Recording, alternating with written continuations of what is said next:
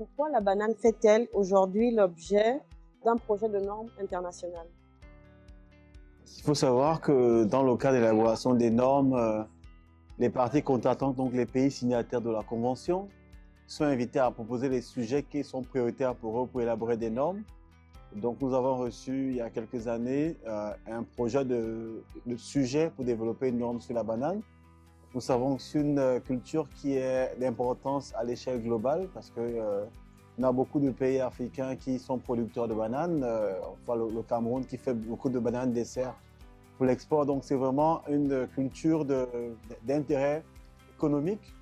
Mais il faut aussi mettre en évidence le fait que dans ces pays producteurs, il y a toute une couche de producteurs locaux qui vivent de cette activité. Donc il y a un impact sur les ressources économiques du pays, mais aussi sur les bénéfices que peuvent en tirer les moyens de subsistance des agriculteurs. Donc c'est pour ça que la CIPV a travaillé sur cette norme parce que les pays l'ont proposé premièrement et la Commission a jugé que c'était une norme importante et qu'on a donc donné un niveau de priorité assez élevé. Et cette norme de la banane a commencé son analyse l'année dernière, donc on a eu une première consultation. Et donc ici à Libreville, les pays africains vont débattre de la deuxième phase de consultation pour essayer d'affiner la norme avant une potentielle adoption l'année prochaine. Comment les pays producteurs africains pourront-ils tirer profit de cette harmonisation des exigences phytosanitaires? Et je pense que le premier bénéfice que les pays peuvent tirer, c'est déjà sur le plan de l'accès au marché. Parce qu'il faut savoir que lorsque vous êtes un pays producteur, vous êtes soumis aux exigences du pays qui importe. Et donc, un certain nombre d'exigences phytosanitaires sont établies en matière de nuisibles qui ne doivent pas être inclus dans votre production agricole.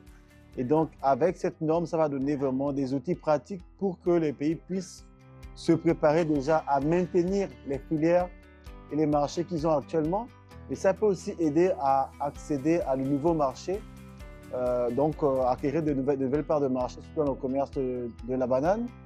Et l'autre avantage, ça permet aussi, lorsque les mesures sont harmonisées, de s'assurer qu'on n'a pas de barrière au commerce. Donc, on s'assure que les différents produits producteurs vont être soumis aux mêmes règles, indépendamment de leur continent, indépendamment de leur position géopolitique. Donc, c'est aussi un moyen pour avoir de la clarté.